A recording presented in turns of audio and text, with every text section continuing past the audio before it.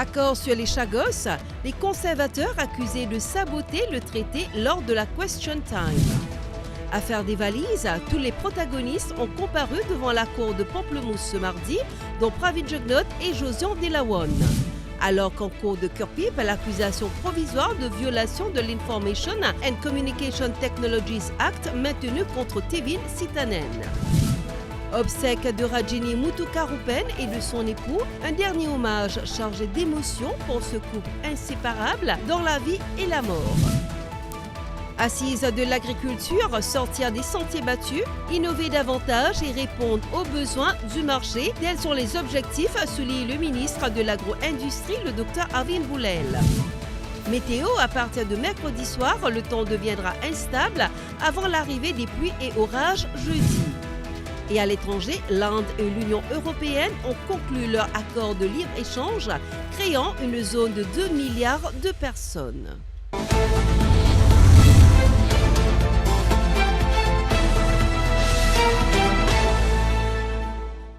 Bienvenue dans ce journal. Accord sur les Chagos, les conservateurs accusés de saboter le traité lors de la Question Time à la Chambre des communes hier soir.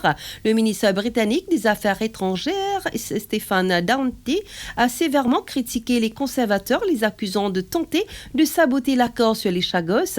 S'exprimant au Parlement, il a rappelé la confiance de Downing Street dans le traité qu'il a qualifié de meilleure option pour l'avenir, malgré les critiques formulées par l'ancien président américain Donald Trump. Le ministre a également réaffirmé l'engagement du gouvernement à respecter le traité qui prévoit une protection conjointe de la base militaire de Diego Garcia, tout en soulignant l'importance stratégique et diplomatique de cet accord. Un extrait. And as I've been very, very clear, we have been clear that before the UK can ratify the treaty, we will need to do the following: pass primary and secondary legislation, update the UK-US agreements, and put in place arrangements on the environment, maritime security and migration. Tout à fait autre chose, alors que l'ancien Premier ministre Pravin Jugnauth était attendu ce matin à la cour de Pamplemousse dans le cadre de l'enquête sur le présumé blanchiment de 113,8 millions de roupies découvertes dans des valises. 3 autres personnes impliquées dans ce dossier ont également comparu devant le même tribunal ce mardi. Josian Dilawan, Chandradeo Uma et Devyani Ramchun. Nivesh Narayanan et Maria Radim nous donnent les détails.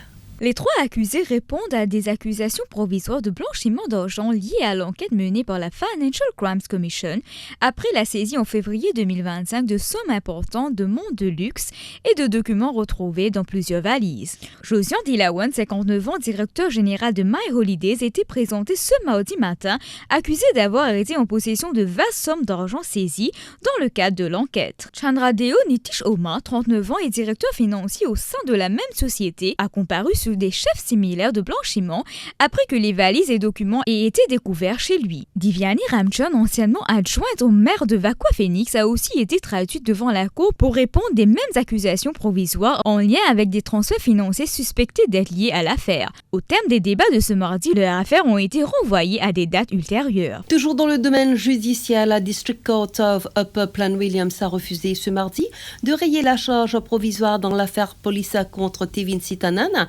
poursuivi sous l'ICT Act pour des propos offensants tenus lors d'un appel WhatsApp de groupe.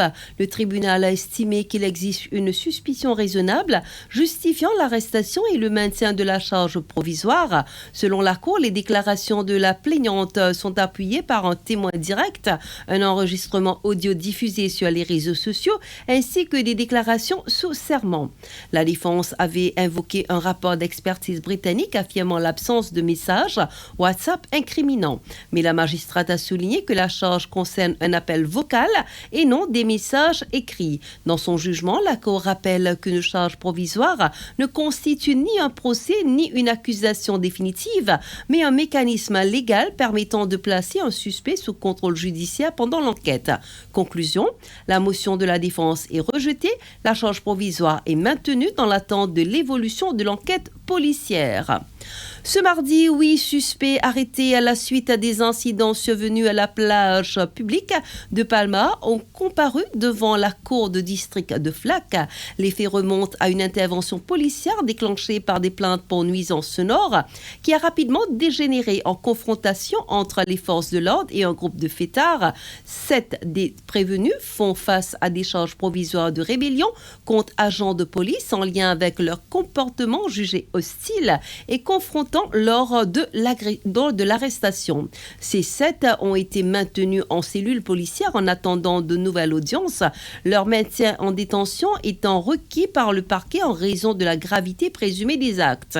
Le 8e individu, quant à lui, n'a pas été inculpé de rébellion, mais d'une infraction de rogue and vagabond selon les circonstances rapportées par les autorités. Il a retrouvé la liberté après avoir versé une caution de 6 000 roupies et signé une reconnaissance de dette de 25 000 roupies. Les 7 suspects seront de nouveau devant la justice le 3 février prochain. Tout à fait autre chose à présent. Les obsèques de Rajini Mutukarupen, ancienne mairesse de la ville de Boba-Saint-Rosil, et de son époux Kailason Mutukarupen se sont tenues ce mardi. Décédée tragiquement le 21 janvier à la suite d'un grave accident de la route, la mairesse laisse derrière elle le souvenir d'une femme engagée, animée par un profond sens du devoir. Parents, proches et de nombreux habitants se sont déplacés pour leur rendre hommage. Mélissa Rachel, Cédric Duval. L'ancien maire de Boba-Saint-Rosil, Ken Fong, a exprimé ses sincères condoléances à la famille endeuillée et a rendu un hommage appuyé à l'ancienne mairesse. Tout d'abord, j'exprime ma sympathie à la famille. La semaine dernière, finalement, c'est un choc vraiment extraordinaire. Elle était très active, une femme très disciplinée. Ce travail, tu fais dans le régional. Je me connais comme conseiller municipal. Je viens de rentrer dans la liste réserve comme conseillère. Je viens de venir aussi de la mairesse. Je viens de faire ce travail très bien. Et pour moi, énormément. Ce qui est capable de dire, c'est une madame très humble. David Dutil, l'ancien maire de Boba-Saint-Rosil, a estimé que l'ancienne mairesse avait le cœur sur la main, soulignant sa grande générosité, son sens de l'écoute et sa proximité constante avec les habitants de la commune. Tout d'abord, c'est une grande perte, non seulement pour moi, pour l'ancien conseil municipal, mais aussi pour le ML. Sa madame-là, c'est une madame qui est sur l'armée, sur l'équerre, qui est dans l'armée. Et les armées qui hésitent pour aider n'importe qui s'en a, n'importe qui l'air, qui donne malheur. C'est un dimanche qui nous est capable de compter. Je me rappelle la dernière fois que c'était le 20 décembre, nous avons une fonction ensemble. Que là aussi, il y a encore si besoin un coup de main. Donc... Georges Benoît Mounoussami a tenu à rendre hommage au dévouement de l'ancienne mairesse, soulignant à quel point elle œuvrait sans relâche pour le développement et le bien-être de la ville de Boba-Saint-Rosil. C'était vraiment extraordinaire. C'était un dimanche de cœur qui est dans les cœurs. Il n'y a pas de dimanche rancunier. Ouais, mais ça, il fait travail là bien, oui. C'est chagrinant de la façon côté finale. C'est vraiment triste. Surtout pour la famille en entier, surtout son époux qui est décédé aussi. C'est bien dur pour ce bon enfant. L'un des enfants du couple, blessé lors de l'accident, a tenu à être présent aux obsèques afin de rendre un dernier hommage à ses parents. Le coup d'envoi des assises de l'agriculture a été donné aujourd'hui en présence du ministre de l'Agro-Industrie, le Dr Arvin Boulel, ainsi que du ministre délégué Fabrice David, ainsi que de plusieurs autres parlementaires et acteurs du secteur. Placée sous le thème Smart Agriculture for a Resilient Mauritius, cette rencontre nationale vise à définir les grandes orientations stratégiques pour renforcer la souveraineté alimentaire du pays, tout en garantissant une gestion durable et responsable des ressources humaines. Parmi d'autres enjeux clés du secteur agricole. À cette occasion, le ministre de l'Agro, le Dr Arvin Boulel, a insisté sur l'importance de préserver et de valoriser tous les types de sols, soulignant leur rôle central dans le développement d'une agriculture durable. À moins pour un projet d'envergure nationale, pas capable de laisser la terre, ce qu'on appelle meilleure la terre aller. Parce que le palais, notre petit État insulaire, il y a différents types de climats, différents types de sols. Nous créons un land bank avec Landscope, mais nous faisons un suivi basé sur les données scientifiques. En ce mardi, lors d'un atelier de travail, la ministre Ariane Navarmari a reconnu l'existence de dysfonctionnements dans la prise en charge de certains cas d'abus, notamment lorsque des femmes se présentent dans les postes de police pour déposer plainte. Elle a admis que certains policiers ne savent toujours pas comment réagir ou n'appliquent pas correctement les procédures.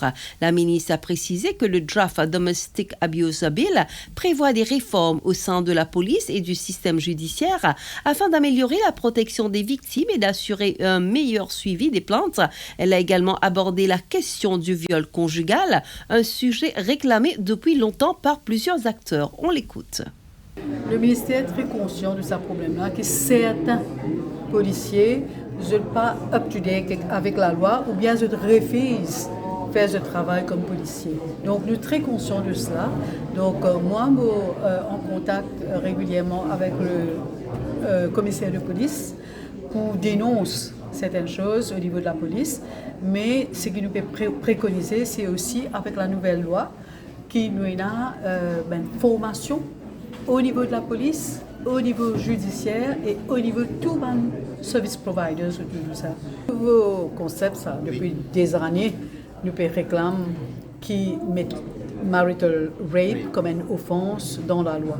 Donc nous pouvons prendre ça aussi en considération avec le concept de féminicide dans le nouveau projet de loi. Également dans ce journal, lors de la réunion du Conseil des ministres de vendredi, le gouvernement a pris note de l'introduction du Time of Use Tariff par le Central Electricity Board. Dans une déclaration accordée à Top FM, le ministre de l'Énergie et des Services publics, Patrick Assirvaden, a expliqué que ce nouveau système concerne principalement les hôtels, supermarchés, centres commerciaux, banques et autres grandes entreprises.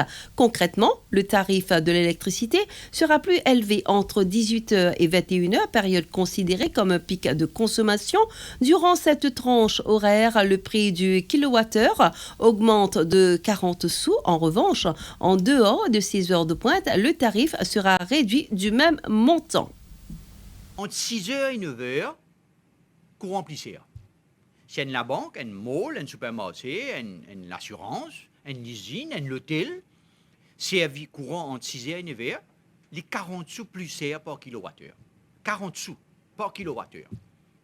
Si les servis après 9h, courant là, moins cher par 40 sous. Ça veut dire que si un hôtel habitué faire laundry, il habitué là sur une grosse machine à laver pour laver sur un drap, sur une affaire qui est bizarre, les déplace à 9h du soir, après 9h du soir, ils payent courant moins cher. Qui fait nous faire ça pour qu'il baisse pression le réseau CIB et aussi nous aller vers l'énergie renouvelable. Ministre Patrick Assirvaden, les entreprises disposant de leurs propres moyens de production d'électricité, notamment à partir d'énergie renouvelable, pourront compenser l'électricité qu'elles produisent avec celle qu'elles achètent au réseau du CEB. Une compagnie, l'hôtel ou la banque ou ban mall qui produit ce courant, je tiens avec ces schemes-là droit offset ce courant qui se produit à courant qui se acheté. Avant, quand on vend le courant avec CB, ça secteur là, il est 4,20 €. Et des fois, il est 1,86 €. Dépend. Hein? Là, quand on achète courant CB, ça secteur là, il est 9,45 €. Autre différence là. Ça veut dire, il n'est pas ainsi tout pour le mettre panneau, pour le mettre batterie, quand on get prix qui vous peut vendre. Alors, qu'est-ce que nous faisons? Nous disons tout courant qui vous produit, ou capable offset le courant qui vous besoin.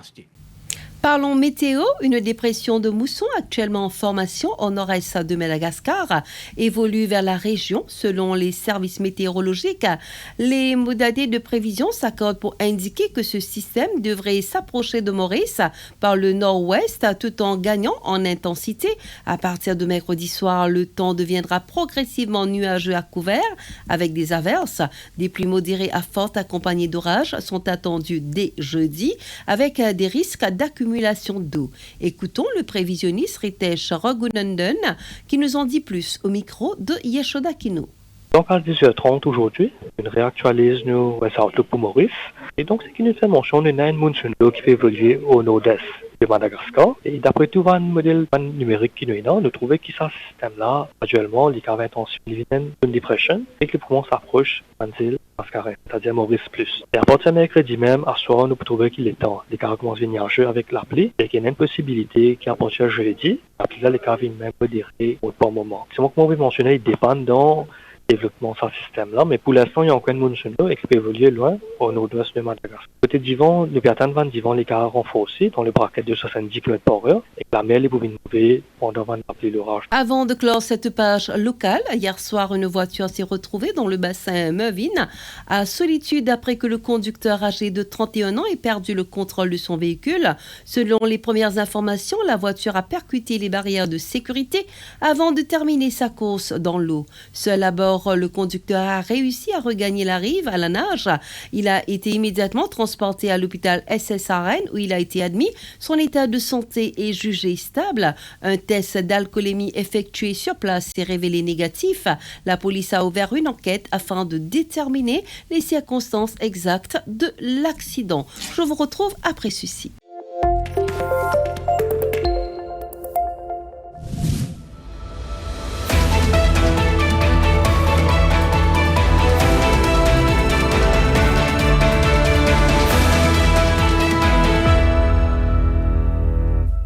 À l'étranger, l'ONG de défense des droits humains a affirmé ce mardi avoir confirmé la mort de plus de 6000 personnes lors des manifestations ayant secoué l'Iran au début du mois, disant être toujours en train d'enquêter sur 17 000 autres décès potentiels. Les organisations de défense des droits humains dénoncent une sanglante répression de ces manifestations et peinent à consolider leur bilan qui pourrait être bien plus élevé, notamment à cause d'une coupure générale d'Internet dans le pays depuis le 8 janvier.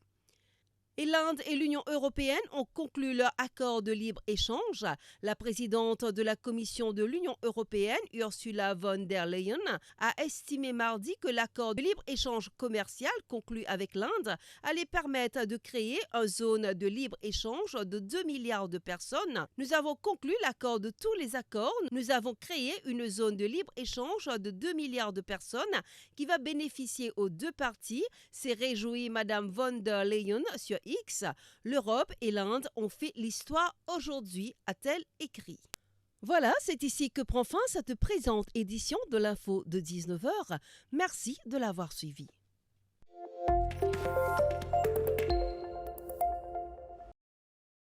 Tout Mauricien réuni loin de ses lanternes, dans tout la joie, même dans la peine. Il n'a pas de race ni couleur, n'a pas de figure, plutôt qui ça me dit, n'a peine.